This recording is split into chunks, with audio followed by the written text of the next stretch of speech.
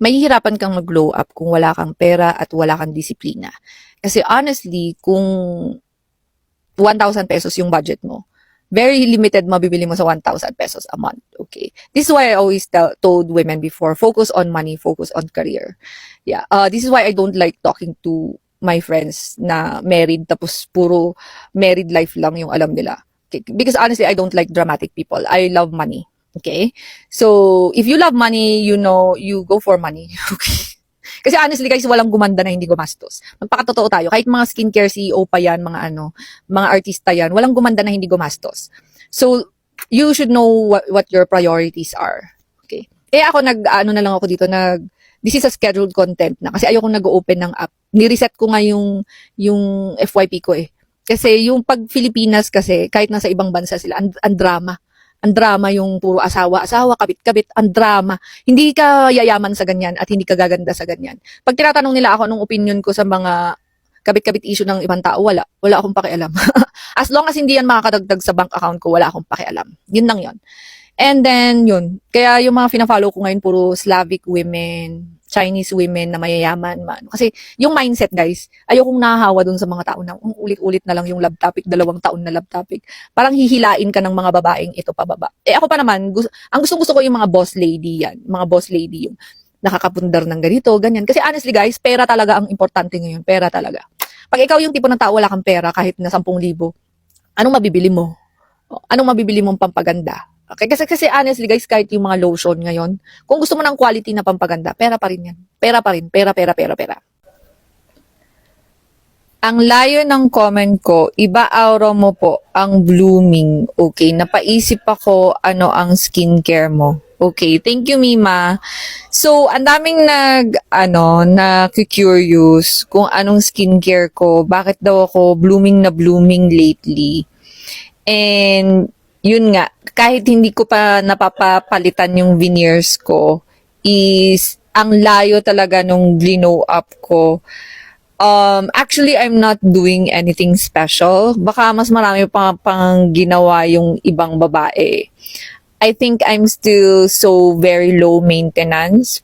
Ano lang ako, sunblock, tubig, facial cleanser, facial moisturizer. Tapos kung mapapansin ko nyo yung makeup ko, napakasimple lang. It just takes me 3 or 5 minutes to put on my makeup. Kasi pulbos lang naman, tsaka blush on, tapos lashes, ganun lang, tsaka lip tint. So, I think magaan kasi yung pakiramdam ko. Yung I feel at ease, yung I feel confident sa sarili ko, even with my imperfections. So, physically, hindi naman ako perfect.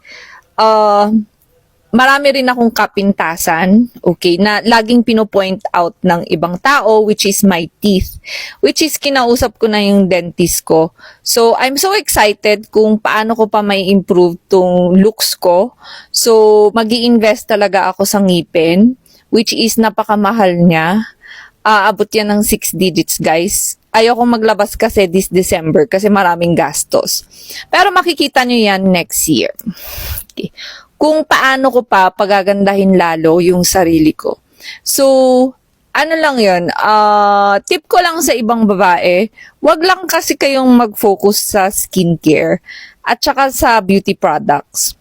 Mag-focus din kayo sa inyong inner self. Yun yung magpapaganda talaga sa inyo. Kasi yun yung hindi mo mabibili kahit saan.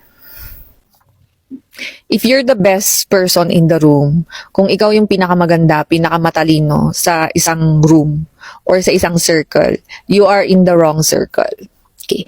Kasi wala kang matututunan kung ikaw ang the best. Okay, this is why I always tell women, especially yung mga may pagka-competitive, pag ikaw yung pinakamaganda sa isang room, wala kang improvement.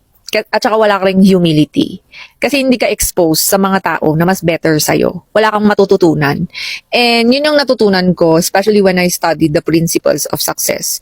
If you want to be better, if you want to be good, you have to go with people better than you.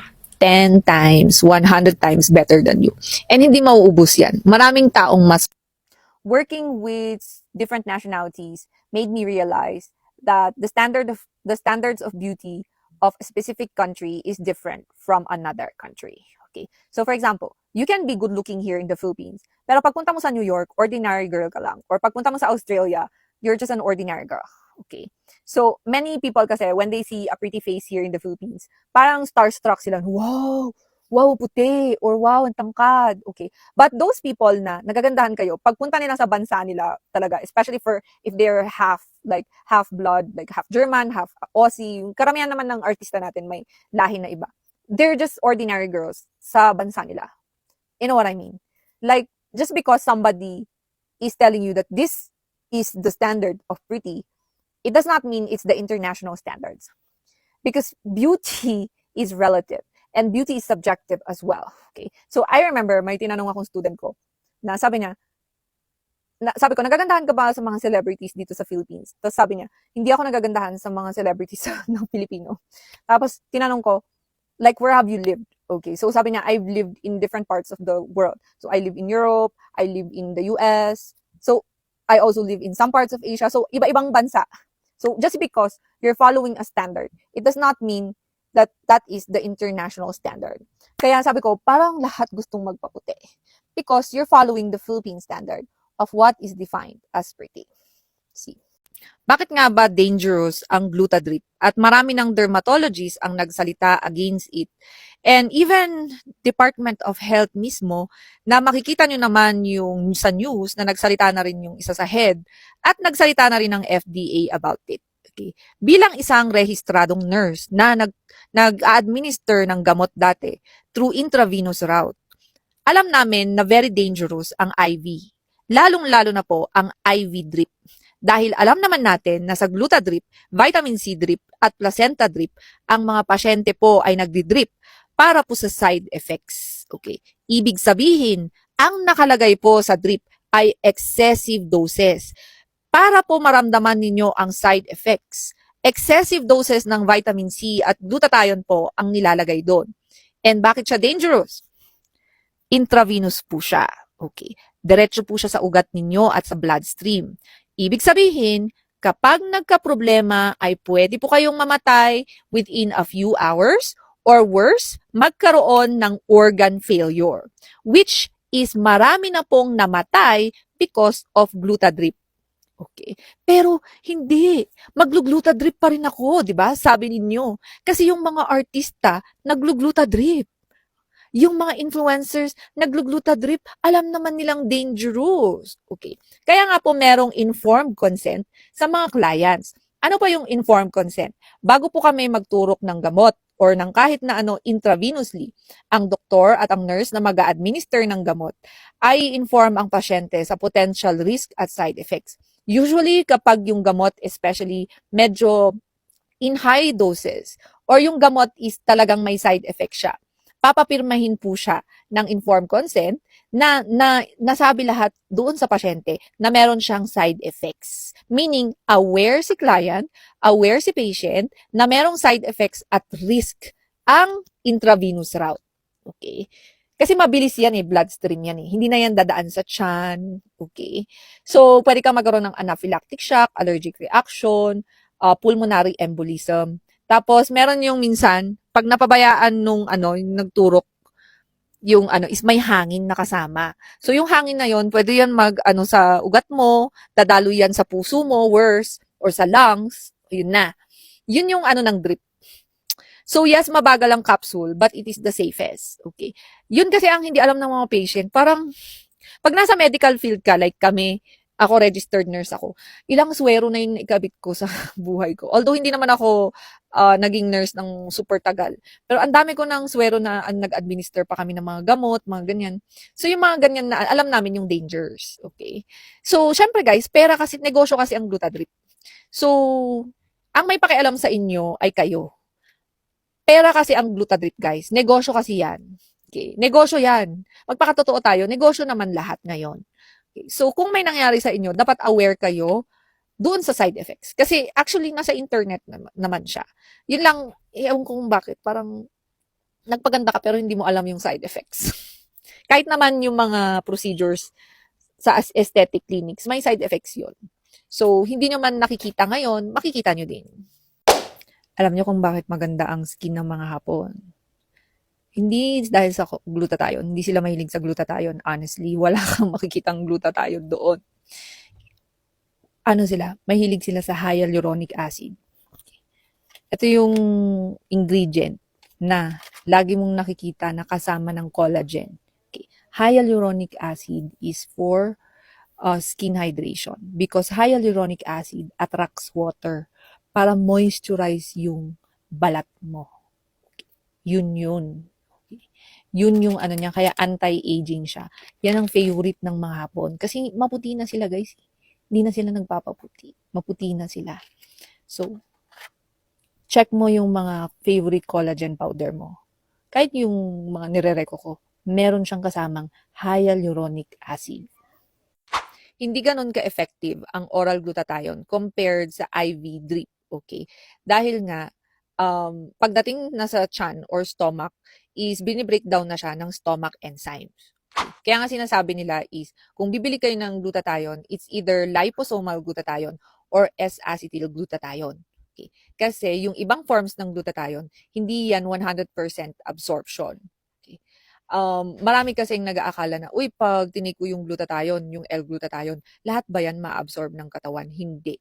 Okay. Hindi yan 100% absorption. Kasi nga pagdating sa tiyan, i-breakdown yan ng stomach enzymes. Ang ibig sabihin, hindi yan ma-absorb ng katawan. Okay. So it's very important to know how supplements work. Kasi yung iba, bili lang kayo ng bili ng supplements. So bumibili kayo ng supplements, hindi nyo naiintindihan kung paano nag-work yung glutathione. Okay. Ang S-acetyl kasi, medyo may kamahalan siya. So sabi nga ng doktor na pinapanood ko kahapon, kasi I'm also taking notes, sabi niya, if you're taking glutathione orally, the most effective would be liposomal and S-acetylglutathione. Okay? Kasi pagdating na sa tiyan, at least, ma-absorb siya dahil merong acetyl. Okay? So, it's very important to study beauty when you are taking supplements and you must know how the body works. Hindi yung take lang kayo ng take. Yun. Take lang kayo ng take, bili lang kayo ng bili, hindi nyo naiintindihan kung ano yung binibili nyo, hindi nyo naiintindihan kung ano yung tinitake ninyo. Walang glutathione na magpapaputi sa inyo ng mabilisan because glutathione is not even created for skin whitening. Bago kayo bumili or magpabudol kahit kanino, magbasa-basa muna kayo at make reading a habit. Okay. Glutathione is an antioxidant. So, ang ginagawa niya is binabawasan niya ang free radicals sa katawan para less ang damaged cells. Okay? And also, side effect lang po ang whitening. Ang ibig sabihin, hindi sure na puputi ka. Okay? Hindi lahat ng nag-take ng glutathione ay puputi. Okay. You can always ask your dermatologist, okay, kung ano yung function talaga ng glutathione. Okay? Although it is being marketed as a beauty product, nakakatulong siya sa glow, pero kung ang inaasahan mo lang para pumuti ay glutathione, tapos nagpapaaraw ka, walang mangyayari sa'yo. Okay? Kasi glutathione is a supplement. It's an antioxidant. Hindi siya magic. Nakatry na rin ako ng mga glutathione na mahal. Tigwa 1,400, tigwa 1,800, 2,000 plus per bottle, pero hindi ka puputi kaagad. Okay? Kasi side effect lang po yun. Kailangan mo talagang mag-sunscreen, mag-whitening lotion, mag-whitening soap, umiwas ka sa sun exposure. Kasi ang glutathione ay isang supplement lang po. Hindi po siya magician.